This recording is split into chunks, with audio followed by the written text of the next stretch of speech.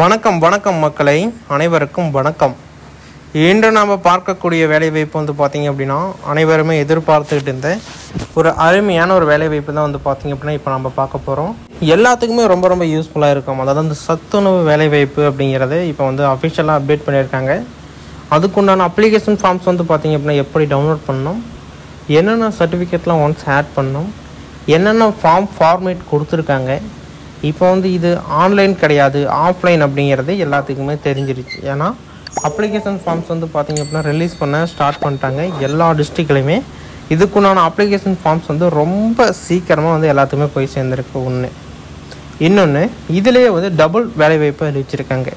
ஒன்று சத்துணவு சமையல் உதவியாளர் ஒரு போஸ்டிங்கா, அதாவது ஒரு கேட்டகரி. அடுத்தது வந்து பார்த்திங்க அப்படின்னா டீச்சர்ஸ், பால்வாடி பள்ளிக்கூடத்தில் வந்து பார்த்திங்க அப்படின்னா டீச்சர்ஸ் வந்து உண்டான ஜாப்ஸ் வந்து வேக்கண்ட் அறிவிச்சு இப்போ வந்து ஆட்கள் போட போகிறாங்க. இதில் வந்து நிறையா பேர் வந்து கீழே கமெண்ட் பண்ணுறது, இது வந்து அதிகமாக வந்து வெளிப்படையாக சொல்ல போகணும் அப்படின்னா நிறையாபடியான முறைகேடுகள் நடைபெறுது அப்படிங்கிறத சொல்லியிருக்காங்க. அதற்கு வந்து பார்த்திங்க அப்படின்னா இப்போ இருக்கக்கூடிய சூழ்நிலை 1% கூட வாய்ப்பு இல்லை அப்படின்னு சொல்ல முடியாது. ஏன்னா அதுக்குண்டான ப்ராசஸ் பார்த்தாவே தெரியுது. இதுக்குண்டான பின்னாடி இருக்கக்கூடியது ஒரு பார்ட் ஆஃப் பேமெண்ட்டுக்கோசரம் ரன் ஆகுது அப்படிங்கிற மாதிரி தெரிய வருது அப்படிங்கிறத ஒரு நியூஸ்லேயே வந்து ரிப்போர்ட் பண்ணி சொல்லியிருக்காங்க. அது உண்மையாக பொய்யா அப்படிங்கிறத கீழே கமெண்ட்டில் தெரியப்படுத்துங்க. அதுவும் உங்களுடைய மாவட்டத்தில் என்ன ரேஞ்ச் போகுது அப்படிங்கிறதையும் கீழே கமெண்ட்டில் தெரியப்படுத்துங்க. ஏன்னா ஒவ்வொரு மாவட்டத்திற்கும் ஒவ்வொரு டிஸ்ட்ரிக்டும் வந்து பார்த்திங்க அப்படின்னா ஒரு பார்ட் ஆஃப் பேமெண்ட்டை ஒதுக்கியிருக்காங்க. இது இவ்வளோ கொடுத்தா தான் உனக்கு வேலை அப்படிங்கிற மாரி. ஏன்னா இது வந்து நியூஸ் சேனல்லே வந்ததுனால தான் நம்ம வந்து இந்த வீடியோவில் டெலிகாஸ்ட் பண்ணுறோம். இல்லை அப்படின்னா நம்ம வந்து சொல்ல மாட்டோம், சொல்லவும் கூடாது. அதனால் உங்களுடைய மாவட்டத்தில் என்னென்ன ப்ரொசீஜரில் என்னென்ன பேமெண்ட் என்ன ரூபாய் போகுதோ அதை கீழே கமெண்டில் தெரியப்படுத்துங்க. நாங்கள் வந்து இன்னும் நிறைய பேர்த்துக்கு வந்து ரொம்ப யூஸ்ஃபுல்லாக இருக்கும். நெக்ஸ்ட் வந்து பார்த்திங்க அப்படின்னா இதை ஸ்டாப் பண்ணுறதுக்கு உண்டான முயற்சியில் ஈடுபடணும் அப்படின்னா என்ன பண்ணணும் அப்படின்னா, ஃபஸ்ட்டு வந்து பார்த்திங்க அப்படின்னா சிஎம் செல் அப்படின்னு சொல்லிட்டு ஒரு நம்பர் ஒன்று டெலிகேட் பண்ணாங்க. குறைதீர்ப்பு முகாம் அப்படின்னு சொல்லிட்டு போட்டு அதை வந்து ரெடி பண்ணாங்க. அதுக்கு வந்து பார்த்திங்க அப்படின்னா அதாவது ஒரு பார்ட் ஆஃப் கால்ஸ் வந்து இதை பற்றியே இருக்குது அப்படின்னா, ஒரு 100 கால்ஸ் மேலே வருது, இதை பற்றியே ஒரு புகார் வருது அப்படின்னா அதை வந்து இன்னொரு ஆஃபீஸ்க்கு வந்து அப்படியே ஜாயின் பண்ணுவாங்க. புரியுதுங்களா? ஒன்று வந்து பார்த்திங்க அப்படின்னா இப்போ எப்படி வந்து அவசர சிகிச்சை அப்படின்னு இருக்கா, அதுமாரி வந்து பார்த்திங்க அப்படின்னா நம்ம ஒரு சிகிச்சையில் இருக்கோம். நீங்கள் ஒரு 100 காலுக்கு மேலே போகக்கூடாது, அதை வந்து அவசர சிகிச்சைக்கு மாற்றுற மாரி அவசர சிஎம் செல்லுக்கு மாற்றுவாங்க. அங்கே வந்து ஒரு 100 கால் பதிவாகுது அப்படின்னா அதை ஒரு ரிப்போர்ட்டடாக ஃபைல் பண்ணி மேலிடத்துக்கு அனுப்புவாங்க. அங்கே வந்து பார்த்திங்க அப்படின்னா அதுக்குன்னு ப்ரொசீஜர் நடக்கும். உடனடியாக வந்து ஸ்டாப் பண்ணணும் அப்படின்னு சொல்லிட்டு நிறைய விதமான ப்ரொசீஜர் நடக்கும். அதேமாரி தான் வந்து நடந்திருக்கு. இதில் வந்து பார்த்திங்க அப்படின்னா இப்போ நடக்குமா அப்படின்னா கட்டாயமாக நடக்கும். ஏன்னா எலெக்ஷனுக்கு இன்னும் நாட்கள் வந்து ரொம்ப ரொம்ப ரொம்ப குறைவு தான், ரொம்ப அதிகப்படியான நாட்கள் கிடையாது. அதுக்குண்டான ப்ரொசீஜர் வந்து ஸ்டார்ட் பண்ணிட்டாங்க. எலெக்ஷன் வந்து இன்னும் 1.5 வருஷமோ 1 வருஷம் சம்திங் தான் இருக்குது. அது வந்து கண்ணுமிக்கிற நேரத்தில் போயிடும். அதனால் இப்போ நீங்கள் அந்த சிஎம் செல்லுக்கு ஃபார்வேர்ட் பண்ணுறது மூலிமா இதை வந்து தவிர்க்க முடியும்.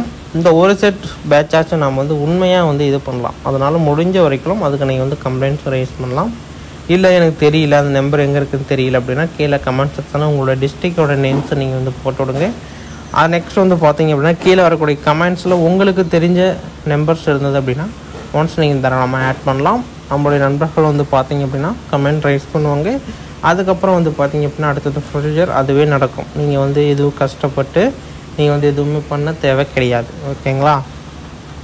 அடுத்தது வந்து பார்த்திங்க அப்படின்னா இது எப்படி வந்து அப்ளிகேஷன் ஃபார்ம்ஸ் இருக்குது, நம்ம எப்படி ஃபில் பண்ணோம், என்னென்ன சர்டிஃபிகேட்லாம் ஒன்ஸ் ஆட் பண்ணோம் அப்படிங்கிறதையும் நம்ம ஒன்ஸ் பார்த்துடலாம்.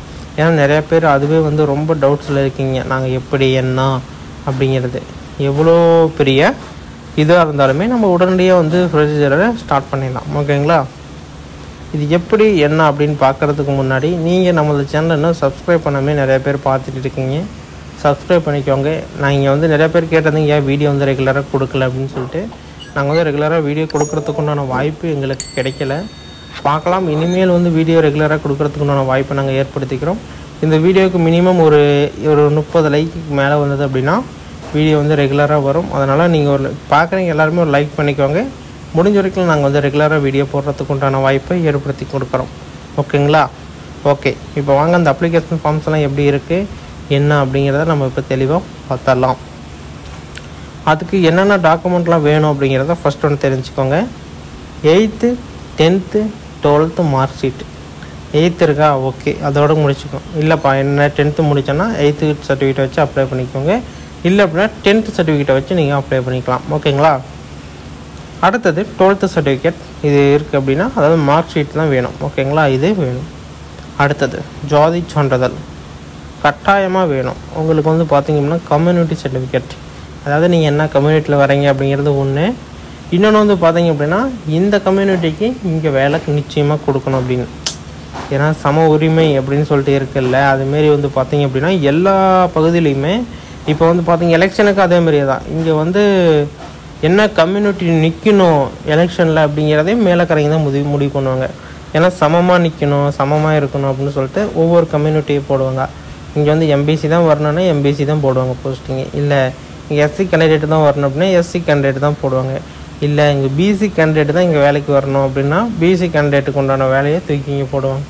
ஓகேங்களா? அதுதான் நடக்கும். அதனால் வந்து பார்த்திங்க அப்படின்னா இதில் வந்து எதுவுமே மாற்ற முடியாது. அதுக்கு கட்டாயமாக தேவை ஜாதி சான்றிதழ். அடுத்தது பிறப்பு சான்றிதழ், உங்களுடைய பர்த் சர்டிஃபிகேட் எல்லாமே வந்து பார்த்திங்க அப்படின்னா நீங்கள் கரெக்டாக இருக்கீங்களா, இங்கே தான் இருக்கீங்களா அப்படிங்கிறத பர்த் சர்டிஃபிகேட்டில் பார்ப்பாங்க. உங்களுடைய ஏஜ் நேம் ஏதாவது டிஃப்ரென்ஸ் இருக்கான்னு பார்ப்பாங்க. எல்லாமே வந்து செக் பண்ணி பார்க்குறது பர்த் சர்டிஃபிகேட், பிறப்பு சான்றிதழ். 4வது ரொம்ப ரொம்ப ரொம்ப ரொம்ப முக்கியமான ஒன்று தூரச் சான்றிதழ் அப்படிங்கிறது கட்டாயமாக வேண்டும். அடுத்தது வந்து பார்த்திங்க அப்படின்னா தூரச் சான்றிதழ் கட்டாயமாக வேணும். அந்த தூரச் சான்றிதழ் மீன்ஸ் வந்து பார்த்திங்க அப்படின்னா விஏஓ ஆஃபீஸில் உங்களுக்கு வந்து அந்த சான்றிதழ் கொடுப்பாங்க. அந்த சர்டிஃபிகேட் ஒவ்வொரு விஏஓ ஆஃபீஸில் வெளியில் வாங்கிட்டு வாங்க அப்படின்னு சொல்லி அவங்க வந்து ஃபில் பண்ணி சைன் போட்டு கொடுப்பாங்க. இல்லை அப்படின்னா அவங்களே வந்து எல்லா சர்டிஃபிகேட்டும் வச்சுருப்பாங்க. நீங்கள் ஒன்ஸ் வந்து அங்கேயே வந்து அமௌண்ட் கொடுத்து பை பண்ணி நம்ம வந்து வாங்கி பண்ணுறோம், வெளியில் வச்சு விற்பாங்க. ஓகேங்களா? விஏஓ ஆஃபீஸ் வெளியில் அதை நீங்கள் பார்த்து இது பண்ணிக்கலாம். அடுத்தது நன்னடத்தை சான்றிதழ், அதாவது நீங்கள் 10th 12th வந்து நான் ஒழுக்கமாக இருந்தீங்க அதுக்கான சான்றிதழ் கொடுப்பாங்க. இது இருந்தது அப்படின்னா ஆப்ஷன் தான். இருந்தது அப்படின்னா நீங்கள் ஒன்ஸ் ஆட் பண்ணலாம், இல்லை அப்படின்னா ஒன்றும் பிரச்சனை கிடையாது. சர்டிஃபிகேட் நீங்கள் எந்த அளவுக்கு வந்து ஹார்டாக நீங்கள் வந்து ஆட் பண்ணுறீங்களோ அதுக்குண்டான ப்ரொசீஜர் வந்து ஸ்டார்ட் ஆகும். ஓகேங்களா? அதனால் நீங்கள் எல்லா சர்டிஃபிகேட் இருந்தது அப்படின்னா ஒன்ஸ் ஆட் பண்ணிவிடலாம். அடுத்து ரேஷன் கார்டு, அடுத்து விளையாட்டு சான்றிதழ், passport size photo, A4 sheet, A4 size வந்து போஸ்ட் கவர் வேணும். ஓகேங்களா? A4 ஷீட்டோடைய போஸ்ட் கவர் வந்து கட்டாயமாக வேணும். அப்ளிகேஷன் ஃபார்ம் வந்து இப்படி தான் இருக்கும். ஓகேங்களா? விண்ணப்ப எண், சத்துணவு அமைப்பாளர், சமையலர், சமையல் உதவியாளர். இந்த அமைப்பாளருங்கிற போஸ்டிங்கை தான் இப்போ வந்து டீச்சர்ஸ் வந்து எடுக்கிறதா சொல்லியிருக்காங்க. இங்கே ஒன்ஸ் ரொம்ப டீப்பாக பார்த்தீங்க அப்படின்னா இந்த போஸ்டிங்கை நீங்கள் பை பண்ணிடலாம், வாங்கிடலாம். ஓகேங்களா? பெயர் சங்கரன் இப்படி தான் இருக்கணும். இந்த ஃபார்மேட்டில் தான் நீங்கள் வந்து எழுதணும். ஓகேங்களா? அடுத்தது வந்து தகப்பனார் பெயர், கணவர் பெயர், மாதேசன். அடுத்தது வந்து இருப்பிடம் என்ன அப்படிங்கிறத போட்டுக்கணும். ஊராட்சி ஒன்றியம் நகராட்சி பெயர் போட்டுக்கணும். கல்வி தகுதி, மாற்றுச் சான்றிதழ் நகல் இணைக்கப்பட வேண்டும், ஆமை இணைக்கப்பட்டுள்ளேன்.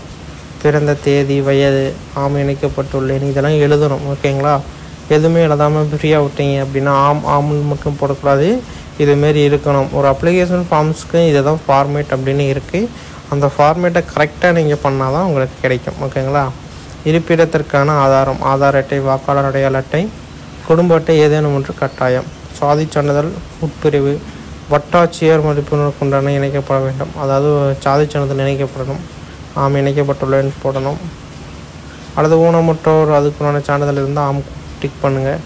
மனுதாரர் விதவை, கணவரால் கைவிடப்பட்டோர் என்றால் அதுக்குண்டான சான்றிதழ் இணைக்கணும்னா ஆம் கொடுத்துக்கோங்க. குடும்ப ஆண்டு வருமானம் 72,000க்குள்ளே இருக்கணும். 72,000 தாண்டிச்சு அப்படின்னா உங்களுக்கு இந்த வேலை வாய்ப்பு கிடைக்காது. பணிக்கு வரும் பள்ளியின் பெயர் மற்றும் ஊர், எந்த ஸ்கூலுக்கு நீங்கள் விண்ணப்பிக்கிறீங்களோ அதோட பெயர். விண்ணப்ப பணி அமைப்பாளராக, சமையலராக, சமையல் உதவியாளராக கேட்குறாங்க.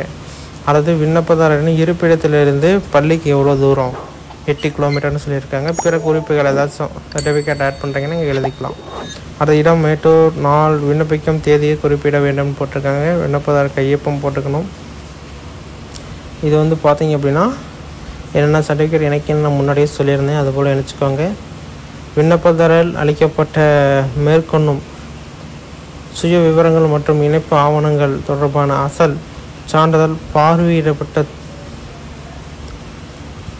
அதாவது வந்து பார்த்தீங்க அப்படின்னா என்ன சொல்லியிருக்காங்கன்னா, மேலே கொடுத்ததும் இணைக்கப்பட்ட சான்றிதழும் வந்து பார்த்தீங்க அப்படின்னா நான் வந்து கரெக்டாக தான் கொடுத்துருக்கேன் அப்படின்னு சொல்லியிருக்காங்க. இல்லை அப்படின்னா அதுக்கு நான் என்ன சொல்கிறீங்களோ அது வந்து நான் இது பண்ணுறேன்னு சொல்லியிருக்காரு.